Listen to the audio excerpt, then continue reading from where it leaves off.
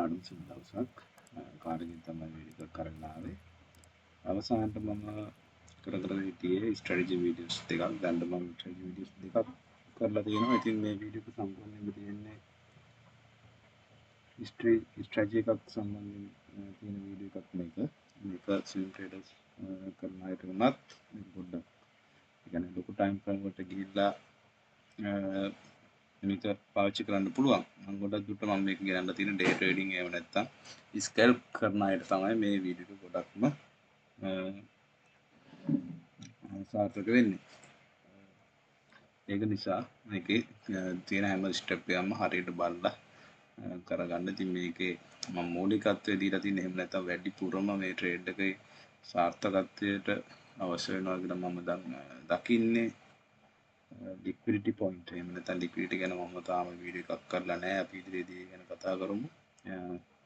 liquidity සහ අපේ stop loss එක ඉතින් හොඳ stop loss එහෙම නැත්නම් tight stop loss එකක් කියලා අපි කියනවා. ඒ කියන්නේ දැන් මාකට් එකේ ඉස්සරට වැඩිය ගොඩක් stop loss hunting කියලා අපි කියනවා. ඒ කියන්නේ stop loss වදින ගතිය වැඩි. මේ පස්සේ බලද්දී අපි බඩු දැන් දිහාටම තමයි ට්‍රේඩ් එක යන්නේ. ඉතින් ඒ කියන්නේ මාකට් එක පැත්තකට යද්දී යාලා ගොඩක් ඒ පැත්තේ ඉන්න බයර්ස්ලා එහෙම නැත්නම් සෙලර්ස්ලා අයින් කරලා තමයි ඒ පැත්තට මාකට් එක යන්නේ. ගොඩක් දුරට BTC gold වල ඒ තත්ත්වය ගොඩක් වැඩි. ඉතින් ඒකෙන්ද අපි දැනගන්න ඕනේ liquidity point මොනවද කියලා. ඒ liquidity point හරියට දැනගෙන අපිට ට්‍රේඩ් එකට එන්ටර් වෙනවා නම් හොඳ stop loss එකක් තියලා ගොඩක් දුරට අපිට සාර්ථක වෙන්න පුළුවන්. හරි. අපි එහෙනම් අද වීඩියෝ එකට යමු. වීඩියෝ එක සම්පූර්ණයෙන්ම බලන්න මේ තියෙන ස්ටෙප් ටික හරියට කරන්න. හරි. දැන් අද මම මේ වීඩියෝ එක කරන්නේ ඉරිදා දවසක. අද මාකට්ස් පොරස් මාකට් ගොඩක් වහලා තියෙන්නේ. ඉතින් අද BTC විතරක් තමයි තියෙන්නේ පොරස් මාකට් එක විදිහට බැලුවොත්. ක්‍රිප්ටෝ වල නම් කොහොමද පැය 24ම දවස් 365ම වැඩනේ. හරි. අද ඊයොත් එහෙම මුලින්ම ඔයාලා යන්න මේ විදිහට BTC chart එක ඕපන් කරගෙන daily chart එකට යන්න මුලින්ම. හරි. ඒක ලෙවල්ලා ඔයාලා දන්නවා දැන් මේ වෙද්දි මේ රන් වෙන කැන්ඩල් එක මේ තියෙන මේක අවසන් වෙන්න පැය 12යි විනාඩි 19ක කාලයක් තියෙනවා. හරි. එතකොට මේ කැන්ඩල් එක අපි තාම හැදිලා ඉවර නැති නිසා මෙයාව අපි යූස් කරන්නේ නැහැ අපේ ඇනලයිසින් වලට.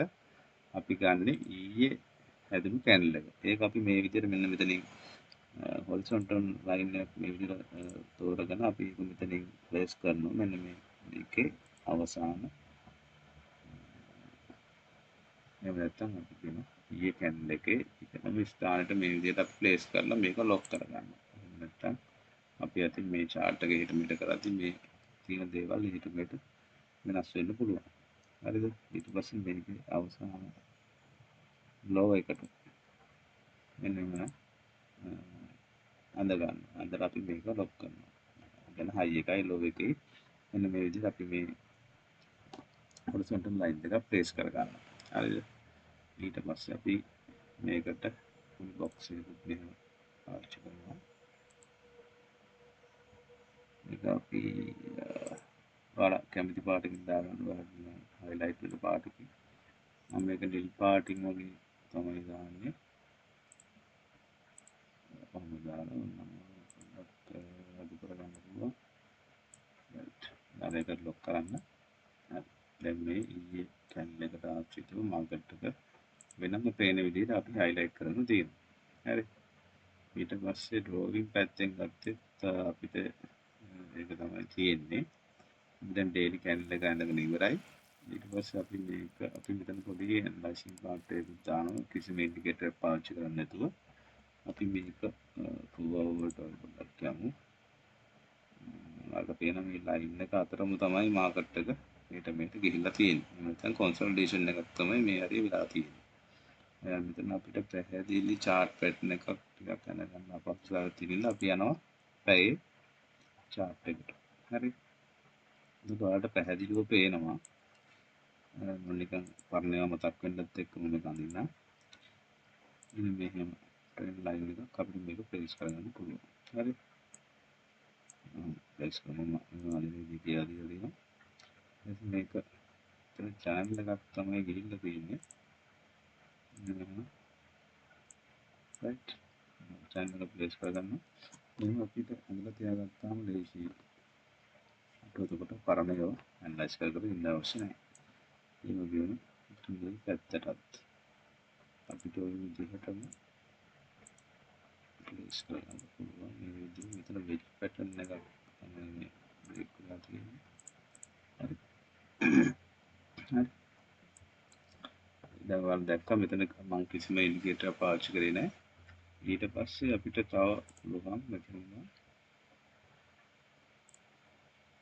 මෙතන ට්‍රෙන්ඩ් ලයින් එකක් මේ විදිහට බේස් කරගන්න. මේක තාම යන ගමන් තියෙන්නේ. හරි දැන් අපිට chart එක පාවිච්චි කරලා අපිට ඔය විදිහේ ලයින් ටිකක් ගන්න පුළුවන්. අපිට තව මේවත් උනම මේ හරි දැන් අවසානයේ අපි පැයේ මේ විදිහට අපි ට්‍රෙන්ඩ් ලයින්ස් ටික ඇඳගත්තා. ඊට පස්සේ විනාඩි 15 පැත්තට ඇවිල්ලා බැලුවොත් එහෙම මෙතනත් අපි පැයටම නැවත පොඩ්ඩක් ගිහිල්ලා බලමු. අපි මෙතන ෆිබොනාචි ලෙවල් එක පොඩ්ඩක් ඇඳලා බලනවා. හරි. දැන් මෙතන අපි හයි එක අපි ෆිබොනාචි ලෙවල් එක ගැන මම වීඩියෝ එකක් කරලා නැහැ. මම ඒ ගැන ඉදිරියේදී කතා කරනවා. ඒ වගේම ලික්විඩිටි ගැනත් මම තාම කතා කරලා නැහැ. අපි ගැන ඉදිරියේදී කතා කරමු. අපිට මෙතන හයි එකයි ලෝ එකයි මේ විදිහට බැලුවොත් එහෙම අපිට පේනවා මේ හරියට අපි කියන මේ 61 කියන්නේ මේ තමයි අපේ ෆිබොනාචි ලෙවල් එකේ ගෝල්ඩන් පොකට් එක කියලා පාවිච්චි කරන හරියට මෙතනින් බවුන්ස් එකක් කරන් තියෙන මේ විදිහට අරගෙන මෙතන ගිහලා නැවත මෙතනට ඇවිල්ලා තියෙනවා.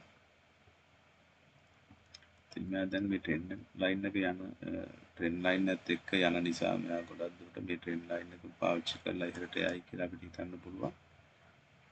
රයිට් අපි මෙතන මේක බලාගත්ත නේද දැන්ට මේක ඉතින් අයින් කරගන්නවා. රයිට් අයින් කරගෙන අපි නැවත බේරියට ගිහිල්ලා මෙයාගේ ලික්විඩිටි ඒරියා ටික අපි වෙනම මාක් කරගන්න අවශ්‍යයි. හරි.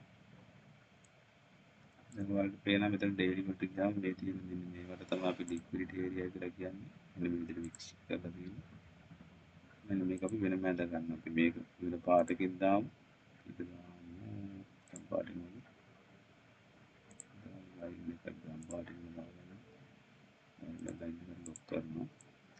ඊට අපි ඉහළට ඒ විදිහටම ලික්විඩ් ලයින් එක මෙහෙම මාක් කරගන්නවා.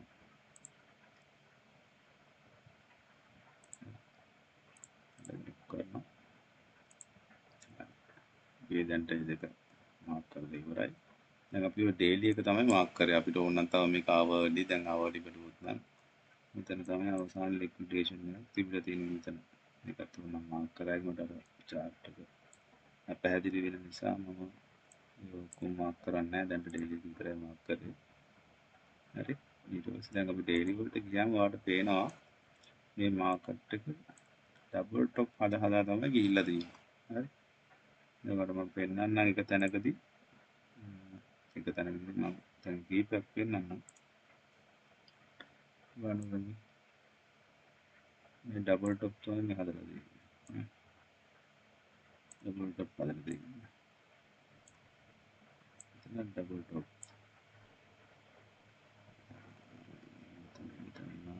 ඩබල් টොප් හදලා තියෙන්නේ මෙතන. ඩබල් টොප් වලින් දැන් ඩබල් টොප් එකට ආසන්න හැඩයක් තියෙනවා. ඉතින් මගේ ප්‍රෙඩික්ෂන් එක තියෙන්නේ මෙයා මෙහෙම ගිහිල්ලා ඔන්නෝම හදලා පල්ලෙහාට ඒවි කියලා. හරි. මෙයා කොහොමද මේ 60 කියන්නේ අඩු ගන්න 70ටවත් කරෙක්ට් වෙයි කියලා මට හිතෙනවා.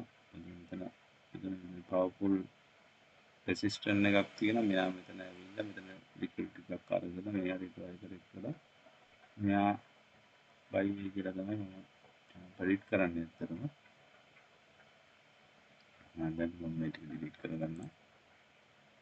දැන් ඩබල් টොප් එකේ එක පැත්තක් දැන් මෙයා හදලා ඉවරයි. ඊළඟ පැත්ත හදන්න මෙයා උඩට බයි වෙන්න අවශ්‍යයි.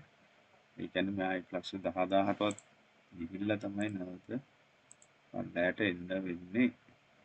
ඒ කියන්නේ ඩබල් ස්ටොප් එකක් හදනවා නම්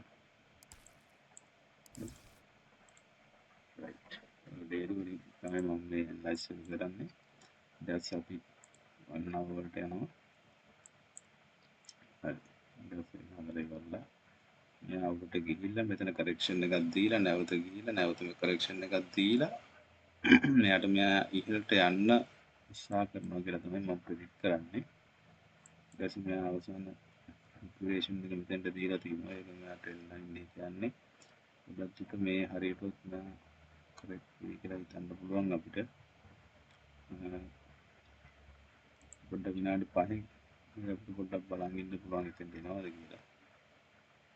right මේ හරියටම විතර මේ කරෙක්ෂන් එක දෙන්න ලොකු අවස්ථාවක් තියෙනවා.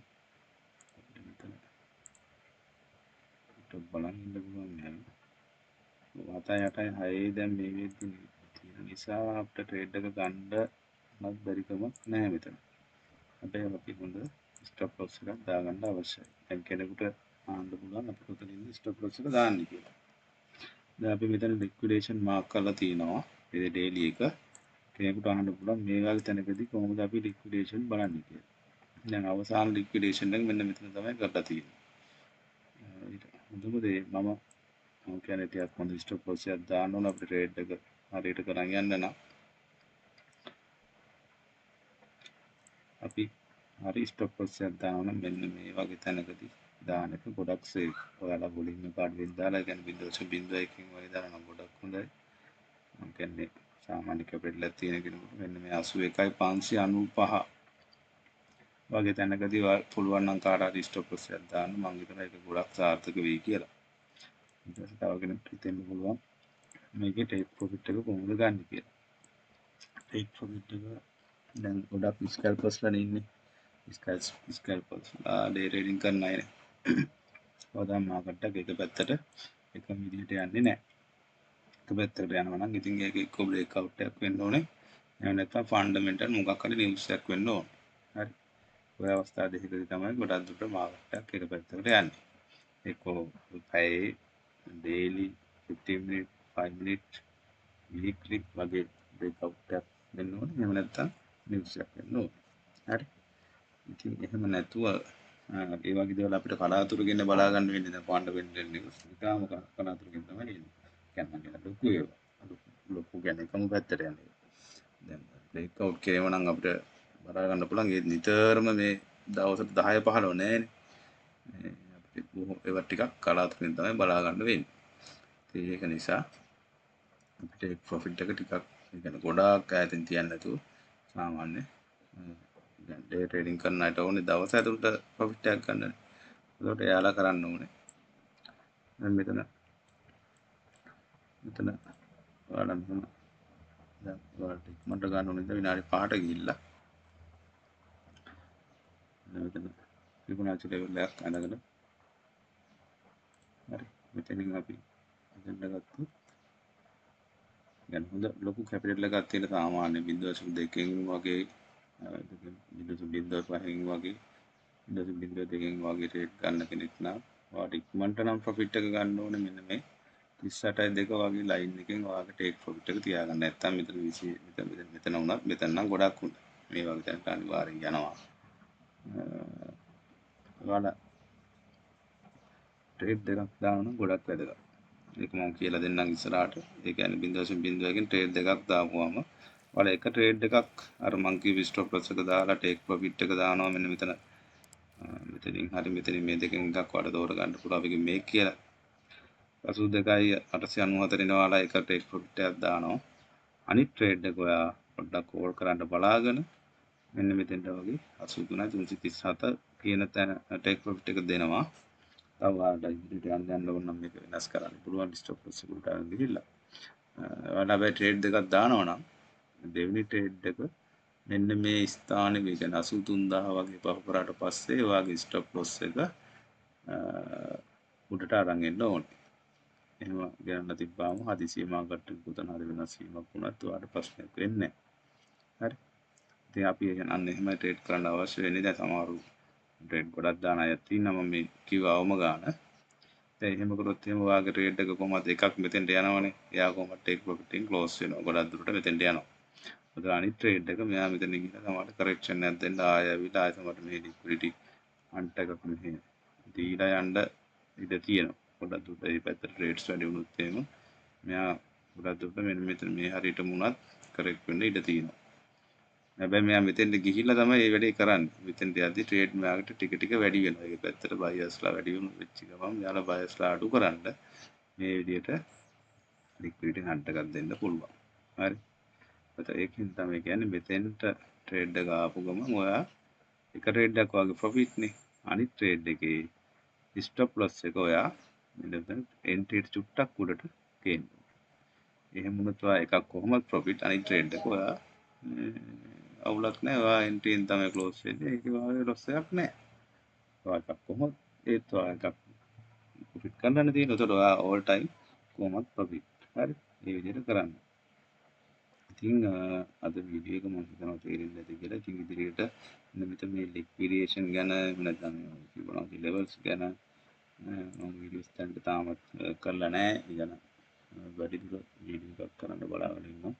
ඉතින් මේ ලෙවල්ස් වලට තමයි මාකට් එක කොහොමද ගමන් කරන්නේ. ඉතින් මම කියනකොට ඔයාලා මේවා බලන්න නැතුව ඔයාලත් මේවා try කරලා බලන්න. ඒත් එක්කම ඔයාලට මේකට අවශ්‍ය නම් මෙන්න මෙතන ඔබට පාවිච්චි කරන්න පුළුවන් UT bots කියලා. හරිද? හැබැයි මේක දෙන හැම ඇලර්ට් එකක්ම ඔයාලා මේ ක්‍රියාත්මක කරන්න යන්න එපා. ඔයාලා මේක දාන්න අවශ්‍ය වෙන්නේ අර ඇනලයිස් එකෙන් පස්සේ. හරි ඊට අමතරව ඔයාලට මේකට පුළුවන් RSI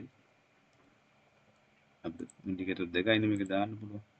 දැන් මේ වගේ දැනගදී අපි දැන් බලන්න මෙතන කොහොමද බයි එකක් විනාඩි 5 දී අවඩි වගේ බලුවොත්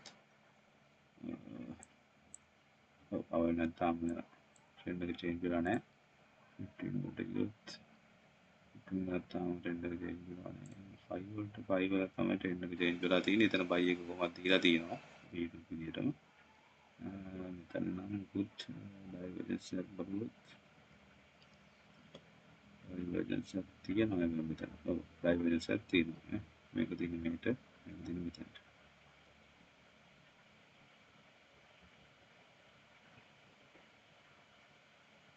පොඩි හිඩන් ඩයිවර්ජන්ස් එකක් වගේ තමයි තියෙන්නේ. ඩයිවර්ජන්ස් එක නෙමෙයි හයි ලෝම තමයි. හයි ලෝ හයි සෝරි හයි ලෝ තමයි තියෙන්නේ. ඒක තියෙන හිම තමයි නම් පොඩි වෙනසක් තමයි තියෙන්නේ. හරි. නමුත් අපි ඒක ඇතෑරියත් අපේ අනිත් ඇනලයිස් එකේ මතන මේ ට්‍රෙන්ඩ් ලයින් එක උතුර මේ ලික්විඩේෂන් එක ඒවත් එක බලද්දී අපේ ට්‍රේඩ් එක ගොඩක් දුරට නිවැරදි කියලා අපිට කියන්න පුළුවන්. මොකද අපි හොඳ ස්ටොප් ලොස් එකක් දාලා තියෙනවා. අපි වොලියම් එක අඩුවෙන් දාලා තියෙන්නේ. ඉතින් ඒකින්ද වැඩි ඒ කියන්නේ ලොකු රිස්ක් එකක් නැතුව අපිට මේ ට්‍රේඩ් එකට එන්ටර් වෙන්න පුළුවන්. ඉතින් මම හිතනවා වීඩියෝ එක අද තේරෙන්න ඇති කියලා. ඉතින් මොනවා හරි ප්‍රශ්න තියෙනවා නම් කමෙන්ට්ස් කරන්න. ඒ වගේම වීඩියෝ එක හොඳයි නම් අනිවාර්යයෙන්ම ලයික් කරන්න, යාළුවන්ට බලන්න ෂෙයා කරන්න. ඒ වගේම සබ්ස්ක්‍රයිබ් කරලා නැත්නම් අනිවාර්යයෙන්ම වීඩියෝ එක සබ්ස්ක්‍රයිබ් කරන්න. අපි ඉදිරියේදී ගොඩක් දේවල් අපි කතා කරමු. විශේෂයෙන් මම මේ ස්ට්‍රැටජි වීඩියෝස් කීපයක්ම ගේන්න බලාගෙන ඉන්නවා. ඒ වගේම ලික්විඩේෂන් ගැන එතකොට මේ අපේ Fibonacci levels ගැන මම කතා කරන්න බලාගෙන ඉන්නවා. ඉතින් අදට මම ගිහින් එන්න අපි තව වීඩියෝ එකකින් හමු. ඔයාලා හැමෝටම සුබ දවසක්.